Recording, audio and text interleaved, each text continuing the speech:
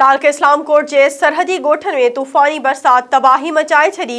90 खां 95 किलोमीटर फ़ी कलाक जी रफ़्तार सां लॻंदड़ तूफ़ानी हवा ऐं शदीद बरसात सबबि सवें कखां घर पट पइजी विया। सवनि जी तइदाद में चौपायो माल ऐं पखी मरी विया। मुतासिरीन बेयारो मददगार खुलियल आसमान हेठि वेठल। अरबी समुंड खां ईंदड़ बाइपरजॉय तूफ़ान ज़िले थरपारकर जे ॿियनि तालकनि समेत इस्लामकोट खे पिणु शदीद मुतासिर कयो। ॿिए तरफ़ तेज़ तूफ़ानी बरसात न रुॻो शहर पर बहिराड़ीअ जा इलाइक़ा पिणु शदीद मुतासिर थिया।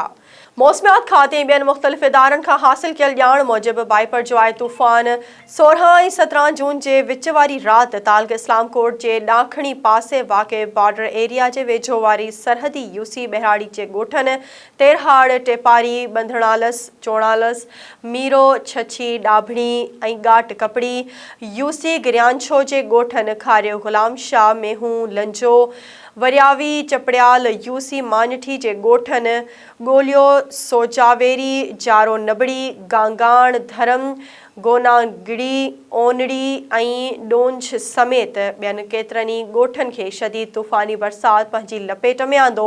ॼाणल ॻोठनि में 30 कलाकनि ताईं मुसलसल बरसात पई, जंहिं जे नतीजे में तेज़ तूफ़ानी बरसात दौरान ग़रीब मारूअड़नि जा सवे कचा कखां घर रही पट पइजी विया। मुख़्तलिफ़ क़िस्मनि जा काफ़ी वण पिणु किरी पिया आहिनि। उन सां गॾोगॾु तेज़ हवा वारी बरसात में सवनि जी तइदाद में चौपायो माल, ढगियूं, बकरियूं, रिढूं पिणु मरी वञण जा इतला पिणु मिलिया आहिनि।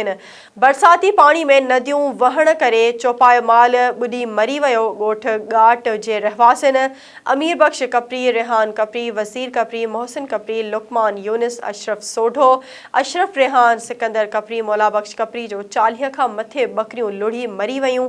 उन्हीअ खां अलावा मुख़्तलिफ़ ॻोठनि जे वणनि हेठि मरी वियल मुख़्तलिफ़ नस्ल जा पखी बि पयल आहिनि। जॾहिं त मौसमियात खाते ऐं ॿियनि मौसम सां लाॻापियल इदारनि मुताबिक़ ॼाणल ॻोठ तूफ़ान जो मर्कज़ ऐं कुझु आसपास में हुआ, जंहिं करे ॼाणल ॻोठनि में तूफ़ान दौरान 90 खां 95 किलोमीटर फ़ी कलाक जी रफ़्तार सां हवा शिदत ऐं तेज़ बरसात रिकॉर्ड कई वई हुई, जॾहिं त थर में अञा बि तेज़ बरसातुनि जी अॻकथी कई पई वञे, जंहिं सबबि तूफ़ान सतायल मिसकिन मारूअड़ा वधीक परेशान आहिनि। होॾां तालका इंतिज़ामिया सिर्फ़ शहरनि ताईं फोटो सेशन में मसरूफ़ आहे, पर बहिराड़ी जे ॻोठनि में वञी हाल ओरण जी बि ज़हमत नाहे कई। ॻोठाणनि सिंध हुकूमत खां फ़ौरी मदद जी अपील कई आहे। जॾहिं त तूफ़ानी बरसात दौरान तालके जे ॼाणायल यूसिन अंदरि मोबाइल फ़ोन सर्विस पिणु बंदि थी वई हुई, जंहिं सबबि राब्तो कटिजी वियो।